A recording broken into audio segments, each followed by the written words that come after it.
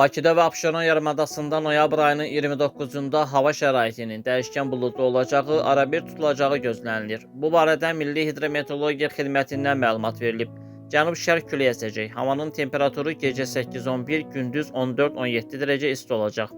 Atmosfer təzyiqi 769 mm civə sütunundan 766 mm civə sütununa da enəcək.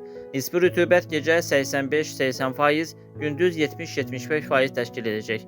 Azərbaycanın rayonlarında havanın əsasən yağmursuz keçəcəyi gözlənilir. Lakin gecə və səhər bəzi şərq rayonlarında kiskinli yağış yağacağı ehtimalı var. Bəzi yerlərdə arabir duman olacaq, şərq küləyi əsəcək. Havanın temperaturu gecə 4-8, gündüz 13-16 dərəcə isti, dağlarda gecə 2 dərəcə şaxtadan 3 dərəcəyədək isti, gündüz 7-10 dərəcə isti olacaq.